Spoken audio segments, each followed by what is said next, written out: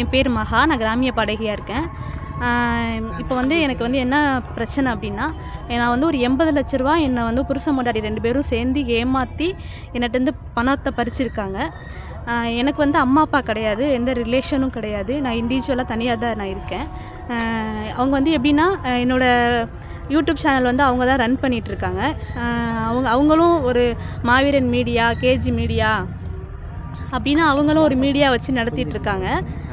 என்னோடய மீடியா வந்து அவங்க தான் வந்து விசிட் பண்ணிகிட்ருக்காங்க. அவங்க தான் அந்த பாட்டு போடுறது, ஷார்ட்ஸு போடுறது இதெல்லாம் அவங்க தான் அப்லோடு பண்ணுவாங்க. அவங்க அந்த மாதிரி இருக்கிற அந்த டயத்தில் எனக்கு இப்போ என்ன பண்ணிட்டாங்கன்னா, இப்போ 2024 அக்டோபர் மாதத்துலேருந்து என்கிட்ட வந்து பணம் வந்து பறிக்க ஆரம்பிச்சிட்டாங்க. அது எப்படி பறிக்க ஆரம்பித்தாங்க அப்படின்னா, அந்த லேடி பேர் வந்து காயத்ரி. அந்த பொண்ணுக்கு வந்து 25 வயசு தான் அதிகபட்சம் 25 வயசு தான் இருக்கும். அவங்க ஹஸ்பண்ட் பேர் வந்து கார்த்திக் பாண்டியன்.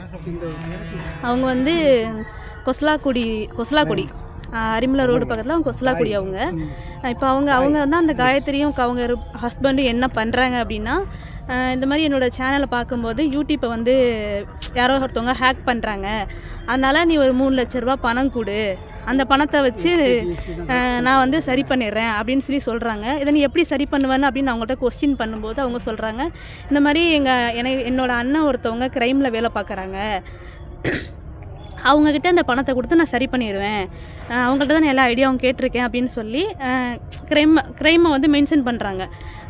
அவங்களும் நானும் பேசினா வாய்ஸ் நோட்டு எல்லாமே என் கையில் இருக்குது, அந்த மாதிரி க்ரைம்னு பேசினது. நான் வந்து சரி நம்ம வந்து கொஞ்சம் பாப்புலராக இருக்கனால நம்ம சேனலை வந்து ஹேக் பண்ணிட்டாங்கன்னா சேனல் வேஸ்ட்டாக போயிருமே அப்படின்னு நினச்சிக்கிட்டு நானும் வந்துட்டு முதல்ல என்னோடய நகையெல்லாம் கொடுக்குறேன். என்னோடய நகை ஒரு 7 பவுன் கிட்ட எல்லா நகையும் கொடுக்குறேன்.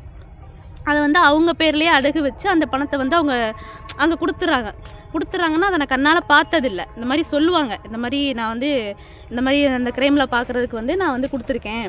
சரி, அவங்க வந்து நான் பணம் வந்து அவங்க கையில் 3 லட்ச ரூபா கொடுத்தோட்டியே நான் பிரச்சனை முடிஞ்சிருச்சு, நான் அதை சரி பண்ணிட்டேன் அப்படின்னு சொல்லிடுவாங்க. அதை போய் நான் கண்ணாலேயோ காதாலேயோ கேட்டதில்லை, பார்த்ததில்லை.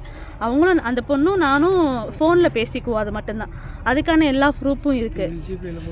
இப்போ வந்து அது இல்லாமல் நான் வந்து ஓன் பேனராகவே சொந்தமாக ஒரு 70-80 பேனர் கிட்ட நான் பண்ணிகிட்ருக்கேன்.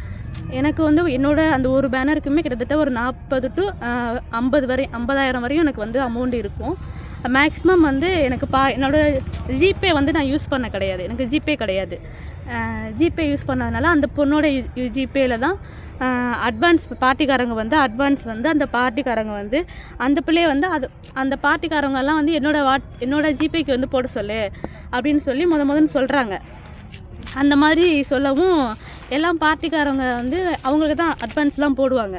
அதே மாதிரி இந்த மாதிரி ஏமாற்றி வாங்க ஆரம்பிச்சோட்டி வெளியில் வந்து என்னை கடன் வாங்க சொல்கிறாங்க. கடன் வாங்கும்போது அதிகபட்சமாக ஒருத்தவங்க என்னோட சார்ந்து என்னோட சர்க்குலரில் இருக்கிறவங்கள்ட்ட நான் கடன் வாங்கி கொடுக்குறேன். ஒரு 4 லட்சம் 5 லட்சம் இந்த மாதிரி நான் வாங்கி கொடுக்குறேன்.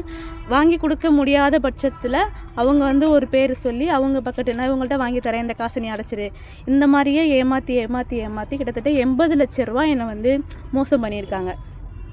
நான் அம்மா அப்பா இல்லாமல் இருக்கேன்.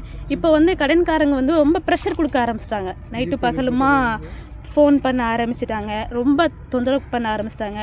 இங்கே பாருங்கள், ஜிபேயில் மட்டுமே நான் வந்து ஒரு 24 lakh வந்து ஜிபேயில் மட்டுமே அனுப்பியிருக்கேன். காயத்ரியோட அக்கௌண்ட்டுக்கு வந்து அனுப்பியிருக்கேன்.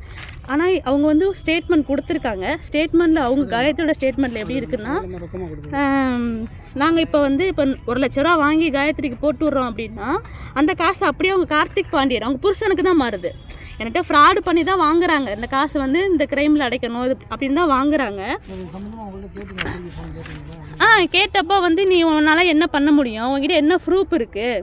ஏன்னா நான் ஆல்ரெடி இவ்வளோ ப்ரூஃப் இருக்குன்னு அவங்களுக்கு தெரியாது. அவங்களுக்கு தெரியாமல் தான் மறைமுகமாக இந்த எல்லாமே நான் எடுத்துட்டு இப்போ எனக்கு இது எல்லாமே ஃபேக்கு, ஃப்ராடு பண்ணி தான் என்கிட்ட 80 லட்ச ரூபா பணம் வாங்கியிருக்காங்கன்னு தெரிஞ்ச அந்த கட்டத்தில் நான் போயிட்டு கேட்குறேன் அவங்கக்கிட்ட, இந்த மாதிரி ஏன் இப்படி ஏமாத்துனீங்கன்னு கேட்கும்போது புருஷ பொண்டாட்டி 2 பேருமே சொல்கிறாங்க, உன்னால் என்ன பண்ண முடியும், அவங்ககிட்ட என்ன ப்ரூஃப் இருக்குன்னு கேட்குறாங்க. என்ன ப்ரூஃப் இருக்குது?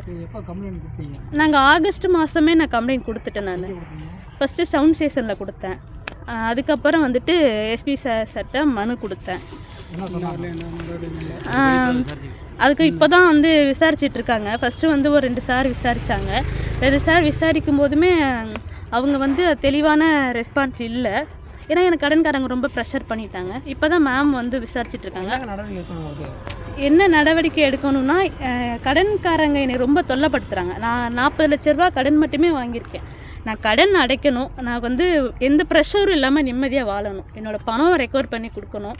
அம்மா, அப்பா இல்லாம யாராச்சும் ஒரு பொண்ணு இருந்தாங்கன்னா, அந்த பொண்ண இந்த மாரி அவங்க ஏமாத்தக்கூடாது. நான் உன்னைய நல்லபடியா பார்த்துக்கிறேன். உனக்கு நான் அம்மாவா இருக்கேன், அப்பாவா இருக்கேன் அப்படின்னு சொல்லி இனிமேலும் இன்னொரு பொண்ண யாரும் அவங்க ஏமாத்தக்கூடாது. அதனால அவங்களுக்கு என்ன இந்த பிரச்சனைக்கு அவங்களுக்கு என்ன தண்டனையோ அதுவும் அவங்களுக்கு கிடைக்கணும். நான் யாருக்கிட்டலாம் கடன் வாங்கி குடுத்துருக்கனோ, அவங்களுக்கு அந்த பணம் எல்லாம் அவங்களுக்கு போய் சேரணும்.